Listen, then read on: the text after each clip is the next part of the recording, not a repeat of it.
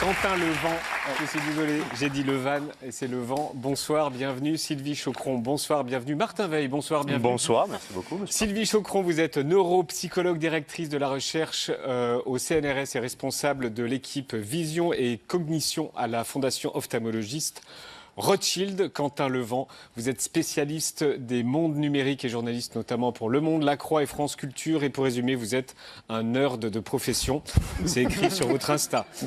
Voici un téléphone, oui ou non. Ce truc nous rend complètement abrutis. On va en parler, mais d'abord Sylvie, Quentin, Martin, est-ce que personnellement vous avez le sentiment d'être un peu plus bête qu'il y a quelques années à cause de tout ce qu'on voit, à cause du téléphone? Je pense oui. Je pense qu'on est tous un peu dans la même situation. On a de plus en plus de mal à utiliser... Vous, perso, vous avez l'impression d'être... Alors, moi, j'ai de la chance parce que je ne suis pas sur les réseaux sociaux. C'est déjà une chance. C'est bien sur les réseaux sociaux.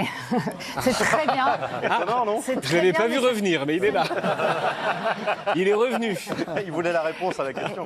Ça nous protège un petit peu, je pense. Mais je suis comme tout le monde. J'ai du mal à trouver mon chemin sans GPS. Oui. J'ai du mal à faire attention. J'ai du mal à faire une seule chose à la fois. Comme tout le monde, je pense.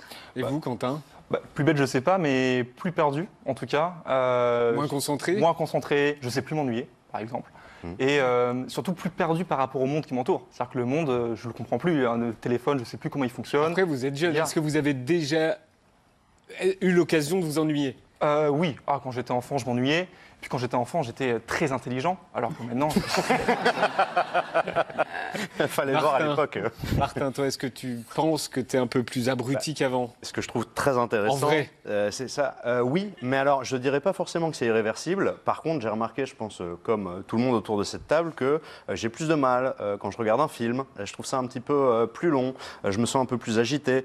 Quentin le disait, on ne s'ennuie plus. Et en fait, les chercheurs expliquent que l'ennui, c'est très important parce que notre cerveau, il fonctionne. On ne s'en rend pas compte, mais c'est à ce moment-là qu'on trouve des idées, qu'on réfléchit à des problèmes, qu'on trouve des solutions. Le fait d'être constamment dessus, avoir cette espèce de rush de dopamine tout le temps, oui, je suis persuadé que moi, ça ne me rend pas plus intelligent. Alors, Paul, on regarde aussi. Paul, tu as regardé le doc de Martin dans lequel on retrouve Sylvie et Quentin. Toi qui es tellement intelligent, qu'est-ce que tu en as pensé? Déjà, j'ai trouvé que j'étais con parce que j'ai appris plein de choses dans ce En fait, on est documentaire. tous cons là, si je comprends bien. Tous. Sauf Jean-Michel. Sauf Jean-Michel, évidemment. J'ai notamment découvert l'existence du brain rot. Je crois qu'on va en parler. Je ne connaissais pas. La façon dont le scroll aussi est pensé pour nous abrutir. Et le temps que l'on passe sur notre téléphone, que le doc accumule sur les années qui nous restent à vivre. C'est-à-dire que toi, Martin, si tu continues comme ça à utiliser ton smartphone à peu près 6 heures par jour, ça veut dire que tu vas passer 11 années de ta vie sur ton téléphone. Vu comme ça, quand on parle en années, ça fout sacrément les jetons. Et surtout, le doc raconte comment chaque nouvelle génération, on l'a dit, et chaque nouvelle technologie a fait ressurgir cette peur existentielle que l'intelligence allait disparaître. Moi, il y a une chose qui m'a marqué quand même, c'est la façon dont le vocabulaire et l'éloquence sont objectivement en train de disparaître. Le fil rouge du doc, c'est une bande de jeunes de 15-26 ans, de tous les horizons, que Martin a réunis pour parler de ce sujet. Et à un moment, Martin, tu leur montres cette archive de l'INA. Pouvez-vous donner votre définition du héros? Je crois qu'on ne peut pas définir le héros dans l'absolu. On ne peut définir le héros que par rapport à l'individu. Pour moi, le héros, ce n'est pas celui qui meurt, c'est celui qui a le courage de vivre, le courage de donner son cœur, son intelligence et non seulement son corps à un idéal. La jeunesse a besoin de se montrer, d'exposer. Et c'est bien ce que fait le héros, au contraire du sage. Il a des actions brillantes, glorieuses, et la jeunesse s'attache beaucoup trop à cette gloire. Ça calme, hein? C'est bluffant, hein? Ouais. Qu'est-ce que vous vous dites quand vous voyez des jeunes qui s'expriment comme ça? Ils ont à peu près votre âge. Le premier constat, là, c'est qu'on a régressé, quoi. C'est constat simple. Eh bien oui, on a régressé et c'est même chiffré. 2 chercheurs américains ont publié une étude très sérieuse le mois dernier qui montre que le nombre de mots qu'on utilise tous les jours pour s'exprimer est en chute libre. En 2005, on employait en moyenne 16 000 mots différents par jour. En 2019, plus que 12 700 par an, excuse-moi. C'est-à-dire qu'on prononce en revanche par jour en moyenne 338 mots différents en moins. C'est vertigineux. En gros, ce que ça dit, c'est que notre capacité à parler avec un large panel de vocabulaire s'est affaiblie. On parle moins et avec moins de mots. Notre langage s'est appauvri parce que la conversation orale est plus rare. Et je voulais terminer avec ce qu'a dit Alain Finkielkraut, qui a dit quelque chose d'assez intelligent. Finky, absolument. Qui déplorait qu'on utilise seulement 3 mots en permanence pour qualifier quelque chose de positif. Cool, super et sympa. Et c'est vrai que si on fait le test, effectivement, c'est les 3 mots qui reviennent en boucle pour qualifier quelque chose qu'on a aimé. C'était cool, c'était super, c'était sympa, alors que notre vocabulaire regorge de mots ébouriffants, charmants, époustouflants, délectables, renversants, d'où cette terrible nostalgie qui nous étreint quand on regarde des archives et des micro-trottoirs de l'INA, une nostalgie que j'avoue partager. Merci Paul. Excellente chronique. Alors, Paul en a parlé de brain rot, ça veut dire pourriture, rot et cerveau brain. Qu'est-ce que c'est en fait, Quentin? Moi, je ne connaissais pas. Le brain rot, c'est cool, c'est super. C'est sympa. Le brain rot, c'est un peu compliqué à définir. On peut le dire de manière un peu vulgaire, c'est l'avalanche de contenu généré par IA, en tout cas de très faible qualité. C'est récent. Ah, c'est très récent. Ça veut dire que ça a 2-3 ans, et puis tous les ans, il y a des progrès dans les outils de génération d'IA générative, et donc du coup, tous les ans, il y a des tendances qui changent, des contenus de plus en plus vulgaires, de plus en plus grossiers, parce que de plus en plus précis, les compétences techniques s'améliorent. Raciste et sexiste aussi. Exactement. Vulgaire, grossier, mais raciste et sexiste aussi. Complètement. Et voilà, le brain rot, c'est cette avalanche de contenu.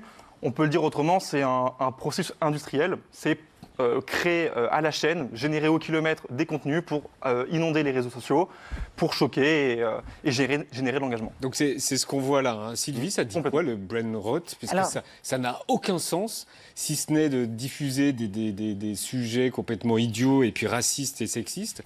Donc ça dit quoi?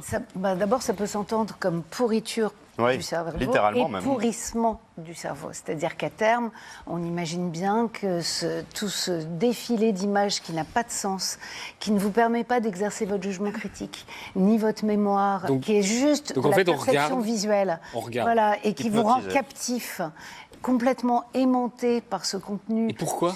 Parce qu'en fait, ils utilisent toutes les règles qui mobilisent, qui vont attirer votre attention et la capter de manière passive. Et pourquoi ce truc attire l'attention du cerveau humain? Parce que ça bouge, parce qu'il y a des couleurs, parce qu'il y a des mots simples, parce que finalement ça ne vous demande pas d'effort intellectuel. C'est régressif. Donc vous pouvez en avaler des kilomètres comme ça pendant des heures. Et donc c'est un peu comme si on mettait votre cerveau sur pause. Sauf que c'est pas de l'ennui justement dont on parlait tout à l'heure, parce que la vraie pause pour le cerveau, c'est de laisser son esprit vagabonder, c'est de s'ennuyer, c'est justement d'associer des idées entre elles. Ça, c'est vraiment arrêter votre cerveau, le faire tourner en boucle sans que ça produise de pensées cohérentes, intelligibles. Donc ça ne produit rien en fait? Absolument rien. On fait une expérience dans le documentaire justement où on nous demande de scroller. Donc on scrolle tous sur nos réseaux pendant 5 minutes et après on nous demande d'essayer de résumer ce qu'on a vu ou en tout cas de donner au moins le premier et le dernier contenu qu'on a vu. Quasiment personne n'est capable de le faire. Ah, on oublie instantanément. Exactement. Comme ça. Et en fait c'est des contenus comme ça qu'on regarde mais on en retire effectivement absolument rien. Quand on lit une histoire, quand on regarde un film, que ça nous ait plu ou pas, on en retire quelque chose. Là on se rappelle même plus ce qu'on vient de visionner il y a 3 minutes. Et Quentin, qui sont les créateurs de brain rot? Je crois que vous en avez rencontré. J'en ai rencontré beaucoup. Ce sont des... Alors, on peut appeler ça des hustle bros. En gros, c'est des entrepreneurs c'est une expression pour désigner tous ces entrepreneurs du web qui vont essayer la façon la plus optimale de se faire de l'argent facilement sur Internet et qui vont changer de business model tous les 3 mois en fonction des tendances. C'est les gars qui étaient dans OnlyFans il y a 3 mois. Exactement. Et voilà. Exactement. Et qui sont-ils? En général, c'est des gens qui souvent ont généré en fait un contenu pour rigoler. Ils l'ont posté sur Internet. Ils se sont dit, oh purée, ça fonctionne, j'ai 2 millions de vues. Et bien en fait, je vais derrière. Je vais tirer le fil. Ouais. En sachant que pourquoi il y a autant de créateurs de brain rot, c'est qu'ils ne le font pas juste pour l'amour de l'art. C'est qu'il y a derrière des incitations économiques, il y a tout un business caché, toute une industrie derrière, avec des plateformes un peu obscures qui mettent en relation des annonceurs, donc des casinos en ligne, des sites de paris prédictifs, ce genre de choses, avec des créateurs de brain rot pour monétiser en fait leur contenu dans les bios des vidéos, par des petits bandeaux sur les vidéos. Et donc voilà, les créateurs sont incités à générer 50, 60 vidéos. Ils font de l'argent. Ils font de l'argent. Et parfois beaucoup d'argent. Alors Martin, toi aussi, tu as rencontré un créateur de brain rot. Oui, exactement, un jeune homme, il s'appelle Il a quel âge? Il a 20 ans. Et c'est un étudiant, il étudie en cybersécurité, il habite dans le Cantal, donc a priori rien à voir. Sauf qu'il a créé ce personnage que vous voyez là, Silvio Mango. Donc Silvio Mango, c'est une mangue qui raconte n'importe quoi et notamment pas mal d'horreur. Et il nous a montré comment ça marche. Il utilise plusieurs IA. Donc ce que je trouvais très intéressant, moi, c'est qu'en fait, il mobilise tout un tas de compétences pour créer ça. Et avec 5 IA et 1 heure de temps, il arrive à des résultats comme ça, avec donc son personnage qui chante, qui... Alors, je te coupe, on va voir ce qu'il chante. Voici une vidéo qui cartonne, c'est sur le caca. Oui. J'adore les trous de balles qui sont tout sales, remplis de caca, je me régale. Le smegma qui coule le long de ma barre. Je vais vous donner ça. Que des golemons qui écoutent ça, je rigole. Vous allez devoir vous expliquer. Oui. Donc ça résume, voilà. Ça c'est l'ancien album. Il se fait de l'argent avec ça, c'est ça. exactement. Et puis Sylvie, nous on est attirés par ça. Mais aimanté, c'est plus qu'attiré. Aimanté. C'est-à-dire vous avez du mal à arrêter. D'ailleurs, il faut voir ce qui se passe quand vous passez des heures sur des réseaux ou à regarder ce genre de vidéos. Ça vous demande un effort surhumain d'arrêter. De décrocher ? Exactement, de décrocher, tout simplement parce que ce n'est pas vous qui avez choisi ce que vous avez regardé, que ça défile, que vous êtes complètement passif, et que ce qu'on n'imagine pas, c'est à quel point ça va venir bloquer toutes vos capacités de contrôle. En fait, c'est ça le problème. C'est que vous n'avez plus la main, vous n'avez plus le contrôle, vous êtes complètement passif, complètement captif. C'est pour ça qu'on parle d'un marché d'économie de l'attention. C'est ça ce que ça veut dire. Et vous parliez de contenu régressif, oui. Ça Là, attire aussi parce que c'est choquant. Et ce qui se passe justement sur dans les différents forums, dans cette industrie un peu cachée, c'est toujours repousser le seuil de gravité. C'est-à-dire que c'est pour ça qu'il y a beaucoup de contenus sexistes, racistes, et qui sont de plus en plus racistes et de plus en plus sexistes et de plus en plus homophobes, parce que le but, ce n'est pas d'avoir l'approbation du spectateur. Le but, c'est de créer un engagement. L'engagement, son attention. En fait. Et l'engagement, c'est pas juste un like, c'est pas juste oh purée, c'est magnifique ce contenu. C'est je vais le partager à mon pote pour lui dire oh mais regarde notre société, on est complètement foutu, c'est la fin de la civilisation. Mais en fait, ça peut-être on n'est pas raccord avec le contenu, mais on l'a partagé, on a créé de l'engagement. Et pour les créateurs de Brainrot, ça crée des vues, ça génère de l'argent. Alors Sylvie, que disent les études scientifiques sur l'évolution de notre cerveau ? Est-ce que c'est vraiment la dégringolade ? Alors, c'est une question difficile. Non. Il a fallu tout un documentaire pour répondre à cette question. Et j'aimerais vous dire non. Mais c'est un petit peu plus compliqué que ça. J'ai envie d'entendre non. Oui, j'ai bien compris. Mais donc, il y a effectivement des études qui montrent que si vous utilisez par exemple une intelligence artificielle type ChatGPT pour faire un dossier, d'accord, pour rédiger quelque chose, ou un devoir. Vous allez moins engager votre cerveau que si vous utilisez un moteur de recherche. Et là encore, vous engagerez moins votre cerveau que si vous faites cet essai seul, sans rien. Donc uniquement avec vos pensées, votre esprit critique, vos souvenirs. Donc oui, c'est un fait. On montre aussi, il y a des études qui montrent très clairement... Est-ce que le cerveau est un muscle ? C'est ce qu'on nous dit à chaque fois, le cerveau est un muscle. Non, parce si on que, le fait pas bosser... En fait, ce qui se passe, c'est que vous avez besoin d'utiliser vos capacités.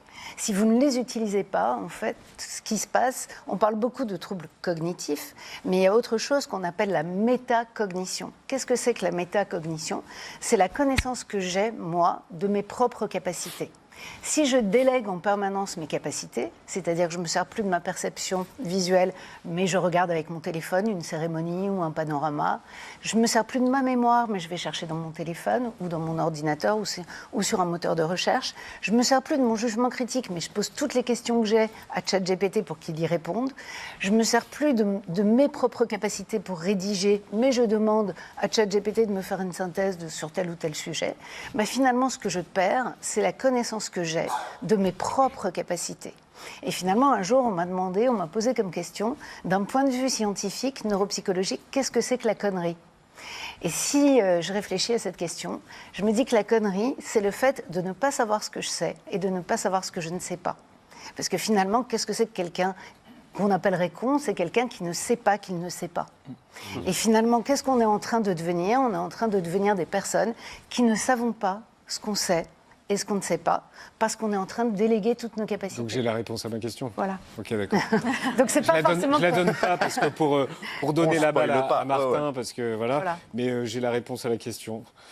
Okay. Il n'y a vraiment aucun... Vous êtes absolument pas... Alors, je suis pas complètement pessimiste non plus, parce qu'on a montré que le sevrage de nos téléphones, ça fonctionne, et qu'en une dizaine de jours, on peut récupérer une partie de ses capacités attentionnelles, mnésiques, de raisonnement, 10 jours d'abstinence totale. Il y a eu un article récent. Donc ça mérite d'être confirmé, mais évidemment qu'on ne va pas être pessimiste, parce qu'on va vivre avec tous ces outils. Donc simplement, il faut garder la main sur nos nos capacités. C'est ça le truc, c'est de garder la main. Exactement. D'accord. Allez-y, un dernier mot. Et ce phénomène de saturation, là où il est on peut être un peu pessimiste aussi, c'est que ce n'est pas seulement des créateurs un peu amateurs qui veulent se faire de l'argent facile qui le font, c'est quand même tout le contexte culturel aussi qui est en train de changer. Pour preuve, lorsqu'on voit Donald Trump, la communication de l'Iran ou de la Chine pour justement raconter ce qui se joue, les bombardements, il y a un contexte culturel qui cultive la saturation, qui du coup influe aussi sur les contextes de production médiatique, culturelle, et donc du coup, le brain rot, évidemment, c'est une tendance sur les réseaux, mais c'est quand même une lame de fond qui agite nos sociétés contemporaines. Mais on sera d'accord pour dire que Donald Trump, c'est pas un jeune con. C'était le mot de la fin de Jean-Michel.